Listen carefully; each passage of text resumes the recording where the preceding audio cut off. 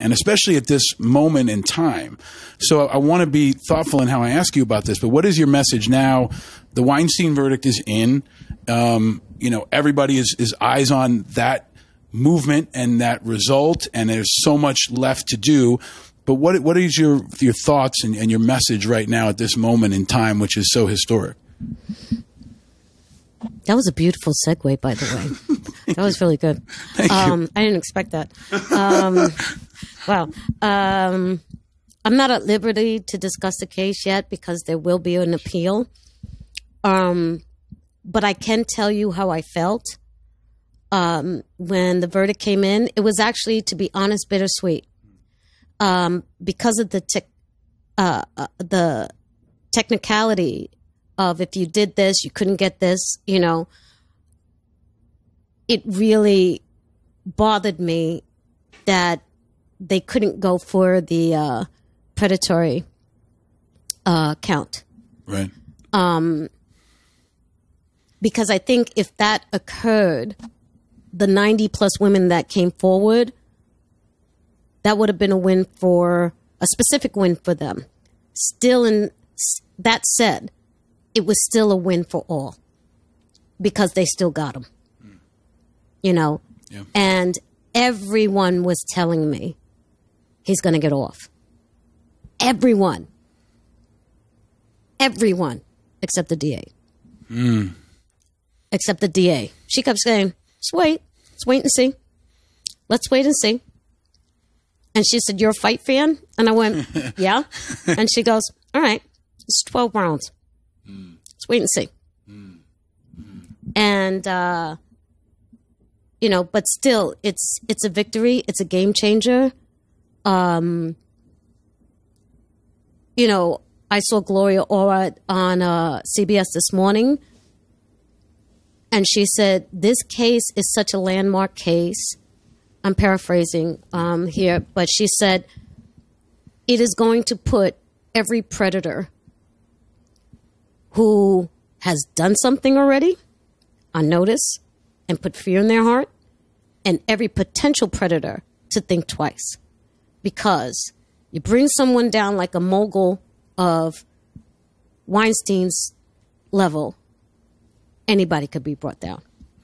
So it's a big thing. And I really appreciated that Cy Vance said, I know there's controversy around him and whether it's warranted or not.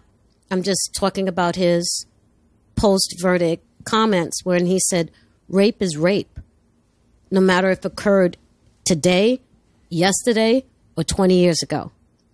Rape is rape. So it was a historic day. For the world. And your leadership was pivotal in making it happen. And your courage, I think, and the courage of so many other people that fought not just for themselves, but for those to come. So what, Rosie, do you hope happens now? Or what do you want to happen now? Bigger than just this trial, but in America, this watershed moment where the backdrop to this week, the Boy Scouts of America is declaring bankruptcy because there was so much abuse for so long. And now those cases are piling up, and the powerful are starting to be, I don't know if even held accountable is appropriate enough. There's starting to be a shift, right? Whether it's a massive institution like the Catholic Church or the Boy Scouts of America or a mogul like Harvey Weinstein. But for folks who are still in the grind, maybe they're in a trial, maybe they're even being abused, like what's the future? What can the future look like? And what do you want to tell them about this moment, but also your personal experience, having gone through so much yourself and ended up in the place you're at? I think that I don't know what's going to happen yet. But I think that when you look at a TV show like Mad Men and you say, oh my God, that was men behaving badly. And I remember I heard comments about that show where people would say, well, women are behaving badly too. And I go, do you know what statutory rape means? Do you know that if a CO in a prison has consensual sex with an inmate, it's not considered consensual. Right. It's considered statutory rape. Why? Because that CO is in a power position. So even if that inmate was consensual. Why? Why was it consensual? What was the motives behind that? Was there intimidation? Was there manipulation? What happened? You know what I mean? Mm-hmm, and it's the same thing that when they tried to criticize the women, well, they went back to work for him. He's the most powerful man in the movie industry. What else were they supposed to do? Right. Just like the secretaries on Mad Men. What else are they supposed to do? Right. So I hope that shift, the way it shifted from Mad Men to what it is present day, it still needs to go much, much, much further.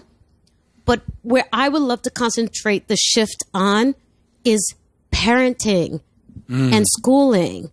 Because why do young boys feel that they can act out their rage against women or against boys? Right. Or women. There's women who sexually molest young boys. Why is that? Why do you feel that you can do that? You know, and there had to be some type of abuse or neglect that occurred with that individual as a child. Maybe Harvey Weinstein got coddled too much. Maybe Harvey Weinstein didn't get coddled enough. Maybe his parents never checked him. Maybe everybody in his environment never checked him. But it has to start from day one. You know what I mean? I know parents now who are telling me, you know, I sat my boy down and I told him about the Weinstein case, and I told him it's not right to do this. It's wrong. And you could go to jail. I go, how old is your son? 13. This is the first time you're having that talk with him? Right. Yep. You know what I mean? Yep. Where they think it was cute when a boy who likes a girl doesn't know how to articulate their feelings, so they punch the girl in the arm. Right. Oh, that's okay. He just likes her. No, he doesn't know how to articulate his feelings, and he's getting angry, and there's an act of violence that comes into play. So that's what I'm hoping. Yeah. I'm hoping that there's a huge shift in how we raise our kids, how we socialize our kids, and how we tell them what is acceptable, what's not acceptable, what is right and what is wrong. Mm-hmm. And there's a clear defining line. You know, otherwise there will be a shift. Just like there was a shift, you know, with Mad Men, but shit still occurred. Right. Excuse my French. No, you know what I'm saying? This is podcasting. You can speak as much French as you want. Okay. This is and thank you for that. It's very powerful, and your point I think is so important. I have 2 young boys, right? And I think constantly, and my wife and I and our whole family think constantly about how to raise our boys well and how to raise them with empathy and understanding and thoughtfulness and a sense of responsibility in the world they're operating in. And I met Harvey Weinstein. I was in rooms with Harvey Weinstein. I had no idea about all of this, but I told my wife the first time I met him, that guy's a fucking asshole. Oh, right. That guy's an asshole. The way he treated me, the way he treated other people, he was an asshole. And I was in professional settings. I knew who he was. He was definitely a powerful man. There was an aura around him of people who feared or respected his power, right? It's like the Bronx Tale scene, right? Do you want to be feared or respected, right? Like he had this weird mix of mostly fear, but it morphed into so many things. And I just always remember from the first moment I met him and every exchange I ever had, he was rude. He didn't look me in the eye, and he felt like a really bad person. That's my gut, right? Growing up and being in the environments I've been, I could tell that. I had no idea about the rest of it, but I think your point about how we raise our children is so important and so timely. And I got to ask you, Rosie, because you're involved in so many causes that are a conscience. You've been an advocate on mental health. You've been an advocate for Puerto Rico. You've been an advocate for people with HIV and AIDS.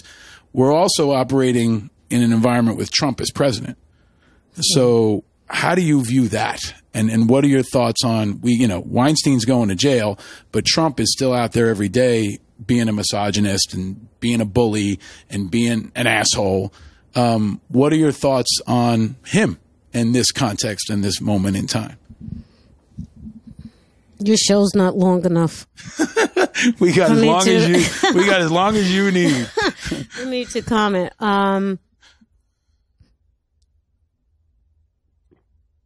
First, I want to say this. I don't want to be in the habit. I hope I have never been in the habit of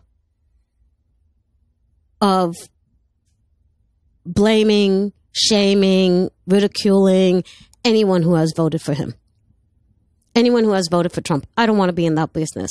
My fight is not with them. It really is not. My fight is with that man and all his enablers that are around him. Cy Vance in his post-verdict press conference said that very thing. He had people that worked for him, Weinstein. He had publicists. He had producers. He had financiers who enabled that type of behavior. And that's why, in large part, he got away with it. You know what I mean? Yeah. And nothing's going to happen to that man who's in the White House until his enablers stop. It's not going to happen. It's either that or people vote him out of office. And we saw during the impeachment, his enablers are not budging. Right. They are not budging. And it baffles my mind when they say they're good, honest Christians. And you're like, what? Are you kidding? Right. Just like when they said with Bill Cosby, all those women can't be lying. Mm-hmm.